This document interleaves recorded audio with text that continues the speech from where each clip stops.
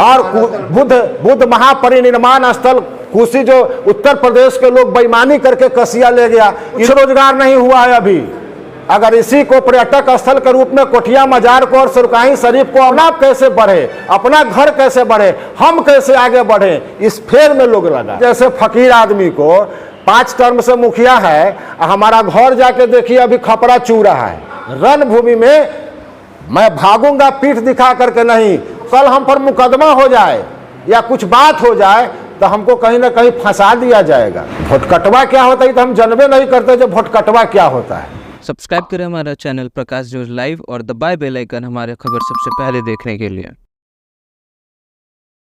देखिए काटी का नहीं पूरे बिहार का एक ही विजन है। काटी से लड़ रहे हैं, बिल्कुल काटी ही नहीं बल्कि पूरे बिहार में सबसे बड़ा मुद्दा पलायन और बेरोजगारी है। तो अगर जन सुराज की व्यवस्था बनेगी तो हमारा उस व्यवस्था में पलायन को रोकना, प्रशांत जी कहते हैं कि अगर जन सुराज की व्यवस्था बनी तो 6 महीने के अंदर अंदर हम पलायन को रोक देंगे।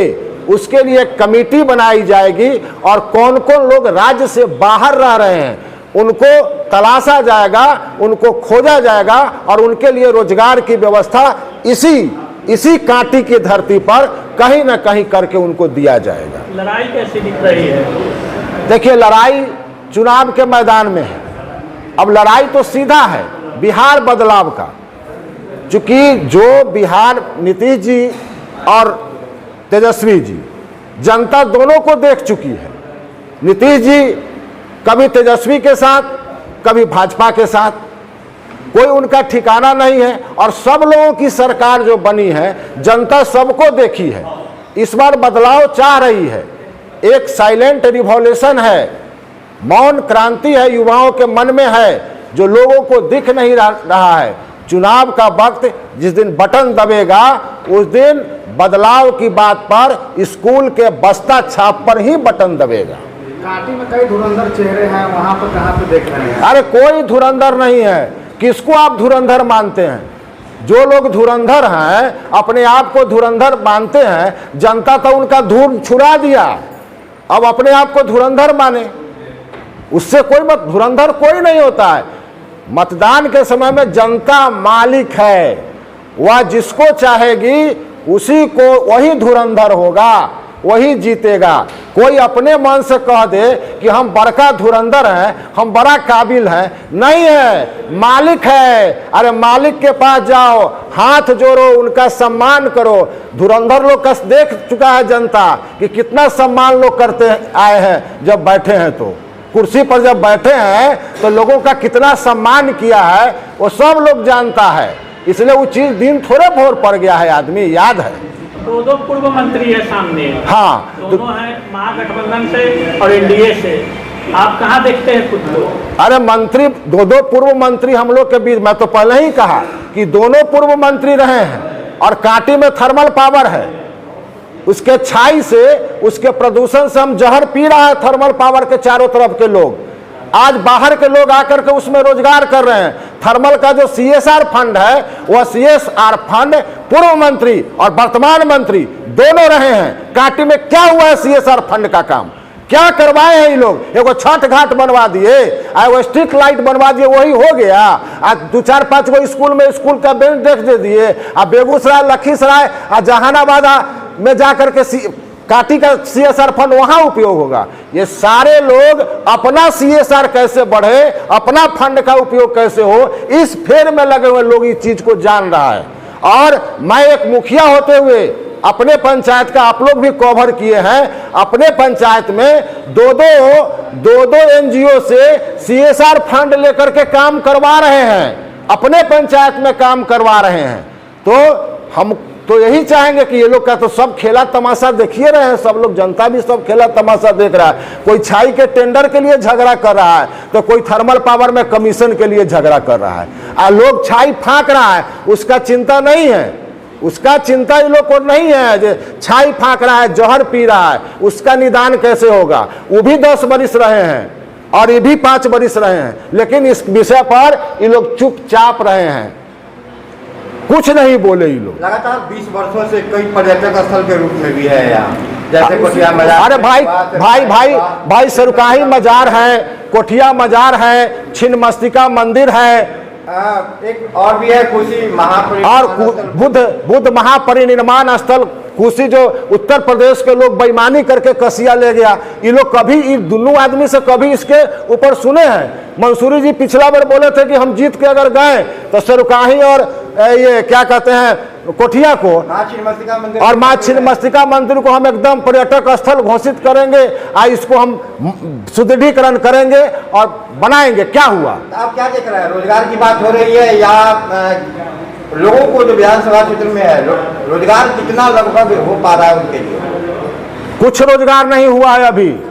अगर इसी को पर्यटक स्थल के रूप में कोठिया मजार को और सुरकाही शरीफ को और माँ छिन्नमस्तिका मंदिर को और ये जो बुद्ध महापरिनिर्माण स्थल है इसकी आवाज को उठाया जाए और यह पर्यटक स्थल बन जाए तो ऐसे ही यहाँ के लोगों को रोजगार मिल जाएगा। जब बाहर से लोग आने लगेंगे तो उनके लिए एक थर्मल पावर आया है तो यहाँ कांटी का तस्वीर बदला है कि नहीं? लोग यहाँ आ रहे हैं, जा रहे हैं, तो उनके लिए रोजगार, कोई कपड़ा का दुकान खोल करके, कोई पान का दुकान खोल करके, कोई जनरल स्टोर का दुकान खोल करके, कोई दवा का दुकान खोल करके, कोई नर्सिंग होम खोल करके, कोई मिठाई का दुकान खोल करके, कोई स्कूल खोल करके, कोई कोचिंग खोल करके व्यवस्था चला रहा है कि नहीं चला रहा है?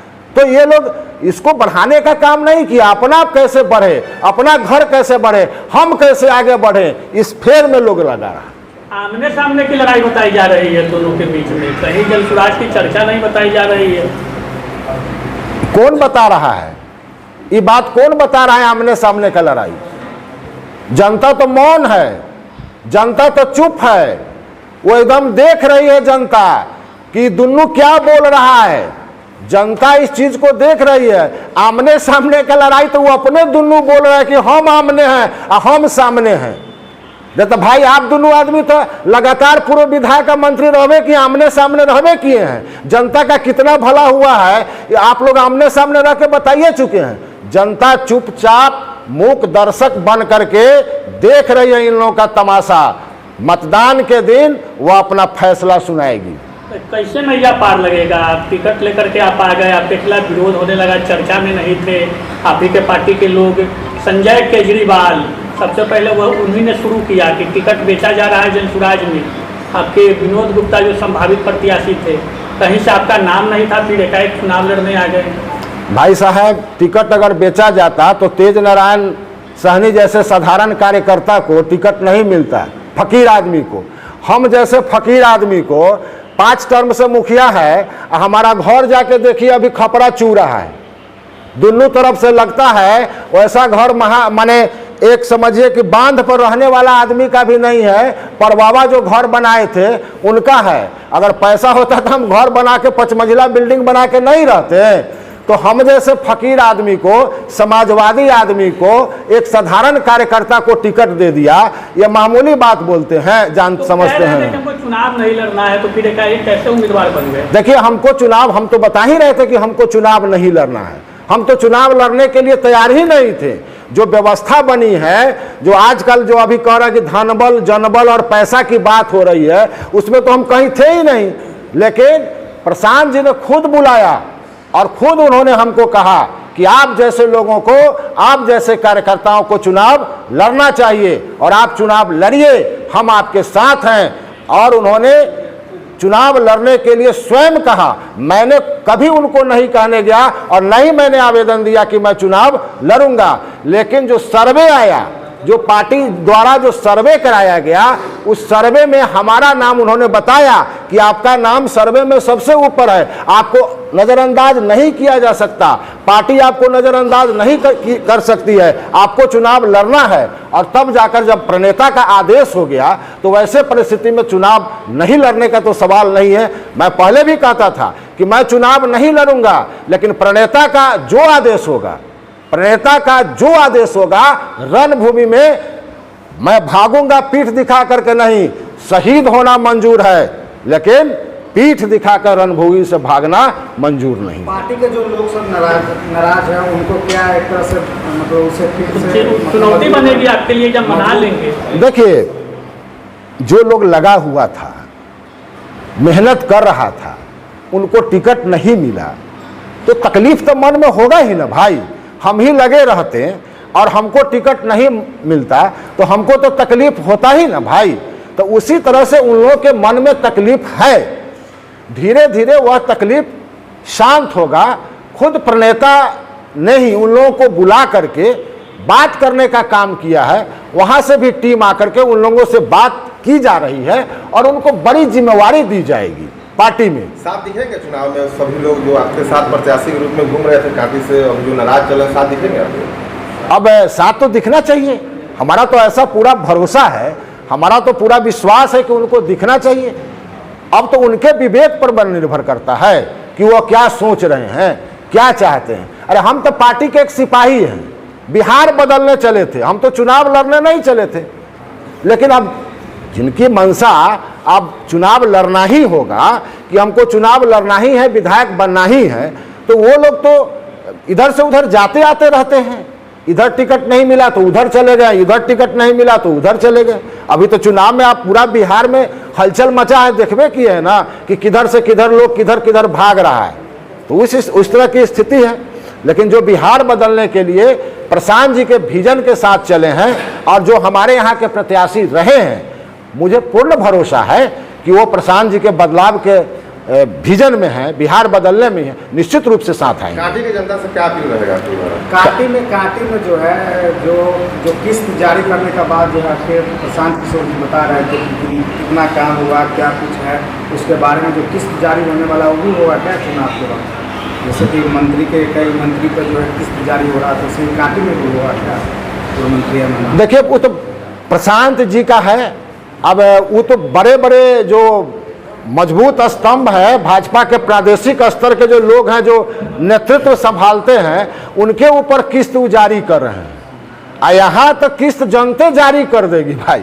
कांटी में प्रशांत जी जैसे लोगों को कांटी के मंत्री जी पर किस्त जारी करने की जरूरत नहीं है, यहाँ जनता किस्त उनका जारी कर देगा, वही काफी है। प्रशांत कैसी दिख रही है? तो आसान रहेगी लड़ाई? कितना जन समर्थन प्राप्त हो रहा है लोगों को? देखिए, जब से मैं नामांकन दिया हूं, लोगों को पता चला है, तब से शुभकामना और लोगों का संदेश हमको लगातार आ रहा है, लगातार संदेश मिल रहा है। लोग शुभकामनाएं दे रहे हैं। क्षेत्र में जब हम जा रहे हैं तो लोग आशीर्वाद भी दे रहे हैं।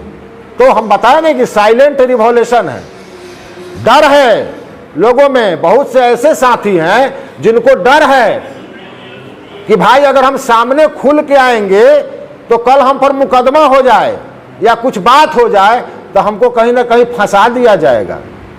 यह भी डर है लोगों में, बहुत सारा बात है कि भाई यह भी हम खुल के बता रहे हैं कि यह भी डर है, इसलिए भी लोग नहीं बोलना चाह रहे हैं। लेकिन आहत तो है। अरे भैया, जिसको आप दर्द दिया है, जिसको आप गम दिया है, वो अपना दर्द नहीं भूल सकता है। कटवा वाला है, वो बात कहा जा रहा है कि वोट कटवा बनकर नहीं रह जाइएगा। वोट कटवा क्या होता है तो हम जानबे नहीं करते। जब वोट कटवा क्या होता है, वोट कटवा क्या होता है तो अपमान है ना जनता का। जो जनता मालिक है, ये विचारों का मतदान होता है कि इतने लोगों ने इतना वोट इस विचारधारा में दिया है, इस विचारधारा में इतने लोग वोट दिया है। अगर जो लोग वोट कटवा कहते हैं, चाहे हम हो चाहे कोई भी हो, अगर वो वोट कटवा कहना ये जनता मालिक का अपमान है। लड़ाई होगी, लड़ाई होगी और कस के लड़ेंगे, जम के लड़ेंगे। जनता का साथ है, लोगों का साथ है, कार्यकर्ताओं का साथ है और लड़ेंगे और जीतेंगे चुनाव। सब्सक्राइब करें हमारा चैनल प्रकाश जोश लाइव और दबाए बेल आइकन हमारे खबर सबसे पहले देखने के लिए।